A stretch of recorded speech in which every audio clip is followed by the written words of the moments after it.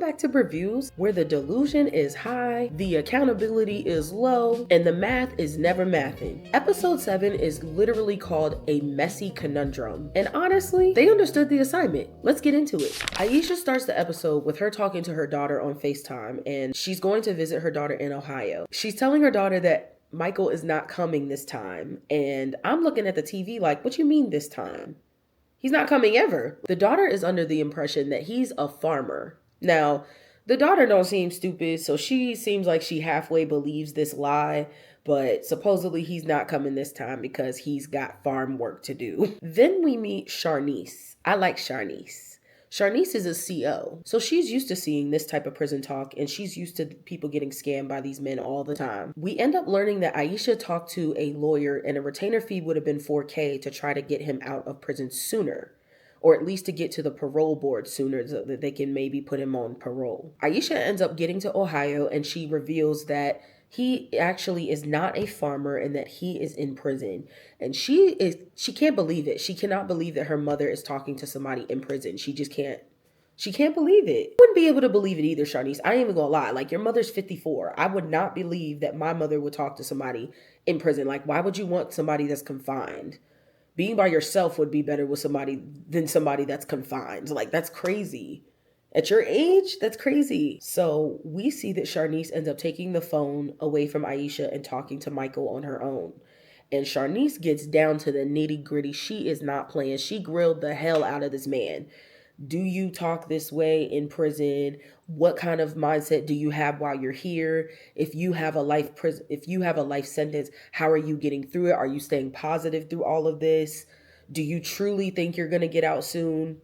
But she gets all the answers she wants, but she still don't believe it, and neither do I, girl. At the end of the day, Sharnice ends up getting the last one-on-one with the producers, and she tells them that she hates this relationship. And she went ahead and put out an ad for her mama saying she is single and she is looking, because yes, ma'am. Somebody else will want Aisha. Aisha is a beautiful woman, and she might have her little ways, but she's a nice, sweet lady. So, like, she should be able to find somebody else that she could at least get along with. She ain't got to maybe marry or nothing, but she can at least find a friend, because ain't no way that this man is occupying her time, and she's getting all giddy about this man calling her. Sharnice is the one thinking clearly. Let's move into Mumu and Bonita and Gigi. Bonita is acting brand new, like she didn't know that there was 2 locks on that storage unit. She is still acting clueless, like she didn't know. We get a little bit of background behind why Damon knows that Bonita is playing. She has played these games before. What I mean by playing these games is when he asks her about stuff and she gets mad about it, he knows that she is bullshitting. When she doesn't know what to say or she's lying, she starts getting mad. He knows it. So when they're on the phone and he's constantly asking about his things and why is there 2 locks on the storage unit, she starts to get angry, and he knows why, because you're lying. So in the midst of all of this, he breaks down that his release date has been delayed. He tells us that he doesn't even have a new release date. And in the midst of all this, Gigi is on the way to visit Mumu for the first time. So in the car, she's telling us that she can't wait to see him and she wish she had conjugal visits. I'm like, girl, get yourself together. He about to get out soon. Like, relax. Calm your hot ass down. But she ends up telling us that she couldn't get in because it's family day. So you can only get in if you're a family member. But meanwhile, Bonita is talking to Mumu about calming him down, saying that she was apologetic for giving him a stressful time. She's lying through her teeth. And she know it and he know it. So I'm waiting for her to spill the beans about this whole close situation. I'm waiting for her to just say what's going on and not beat around the bush. I just wish she would be real about the whole situation. Girl, you sold his stuff for less than half the price, for clearance prices, and you can't admit to this man that he ain't got nothing left.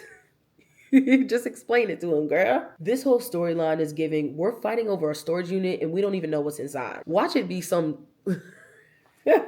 Watch it be nothing, y'all. Watch nothing be in the storage unit. How upset are you going to be?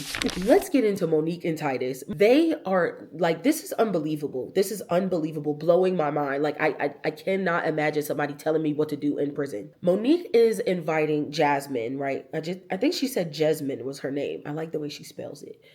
Jasmine to go look at some couches for her new house, right? Jasmine is nice enough to bring a whole sprinter to her house. Like, I'm like, dang, girl, you got free delivery service. Like, that's lit. They go to the furniture store and Titus ends up calling her. Now, Titus is asking her weird questions like, who are you with? Why are you not by are you by yourself? Monique lies, tells Jasmine to be quiet, don't say anything, and tells Titus that she's alone. Now, why does Monique say that? Because she says she didn't want to hear his mouth run. I think that's a cop out because at this point, you should be able to tell your man that you're doing stuff for your house. How else are you supposed to get a couch? You're going to go all by yourself to make the decision. You're going to do everything by yourself. You're not going to have no friends. You're not. I don't like that for you, girl. He's trying to isolate you. I don't like that. She tells us that he gets upset when she hangs out with friends. Sir, you have your cousin pulling up to my house every other day. Like, you have your cousin pulling up to my house every other day. You talk about my friends? We end up learning that he's very controlling and he wants to isolate her. This is red flag, red flag, red flag, red flag, red flag, red flag, red flag. Towards the end of the episode, we see that Monique is not planning to build this couch by herself, which we didn't expect. She gets Jasmine's boyfriend and Jasmine's boyfriend's friend to come over and deliver the couch. Simple task. They were in, they were out. Titus ends up calling in the middle of them delivering it, and he hears other people. I don't even know how he heard them, but he ends up hearing them, and he hears the crack, I guess, in Monique's voice to tell that she's lying. And she ends up telling them, oh yeah, I'm not by myself. It's Jasmine's boyfriend that's delivering it. And he gets so upset. Why? I don't know. Somebody tell me why he has the entitlement, why he feels so entitled that he can get upset about something like this. Of her delivering her couch, getting her couch delivered to her house. This is giving major red flags, Monique. I would run.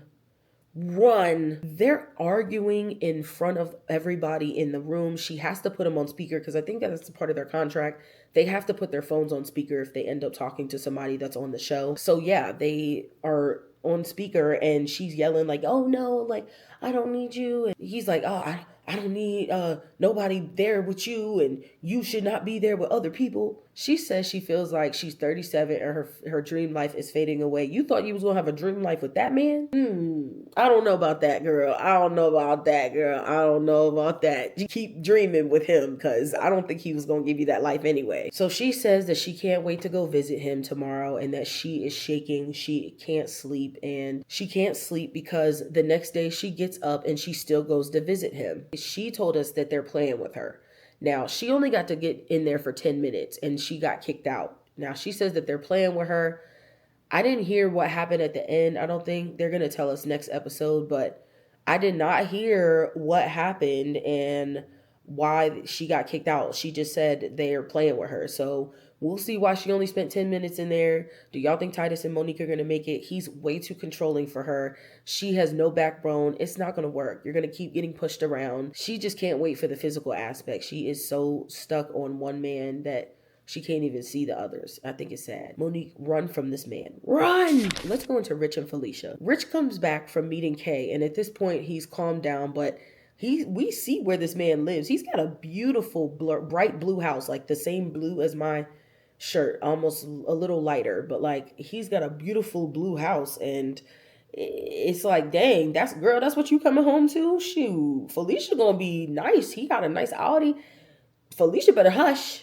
She better come home and be cool, because he seemed like he the type to be cool with everything. You know what I'm saying? I don't know. They're talking about their relationship the next day, because this is the next day that they're showing us their conversation. And Felicia is telling him how she grew up and how her relationships have been nothing but puppy love. It's not been a real relationship. She's going through this for the first time, and she has to dissect the triggers that she has throughout the years, and she's still working on that. The way that she's questioning him is absolutely childish. She's very feisty. I think her feelings are obviously valid, because everybody's feelings are valid. That's how you feel. The problem with it is the nature in which she's asking, right? So for instance, she's asking if he's committed to her. Like, you might as well not even come up here if you're not really committed to me. And he's like, lady, you about to come to my house. How am I not committed to you? She's already on 10 because he offered Kay, Felicia's friend, to smoke last episode, remember? Felicia reminds me of myself when I was like 18. Like when I was in that one relationship where it was just toxic. Everything was rah, rah, rah, and everything was like scream now and think later. That's what she gives me. And I think she's going to have a lot to unpack with Rich. So I hope that Rich is actually ready to like lead her and like maybe get her some therapy. You know what I'm saying? Like, I think they could actually make it. I'm not gonna lie. I think this is the one couple that might actually make it if he can get her to conform to outside life without overconsumption. Like, she can't be too immersed in it. I think she will be into the baddies. I think she will be into the makeup of the world. I think she will be into TikTok. I think all of that. I just think she'll have to get her emotions in check. That's the only thing. Because she just reminds me when I was 18. You know what I mean? You're emotionless. You're not thinking. She's used to that jail life where she has to not think and cut off feelings and not be, heartbroken and crying all the time. She can't do that in there. So I'm sure when she gets out, it's going to be more of like, hey, I can show who I really am. I can do what I want.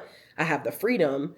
And I'm sure she's going to do just that. So, Rich, be prepared. You keep talking about she's preserved. I don't see no preserve. She doing all this and with her neck and she got some feisty, boy. I don't think she nothing soft to play with. So, like, do y'all think Felicia was tripping? Do y'all think she had her point was valid?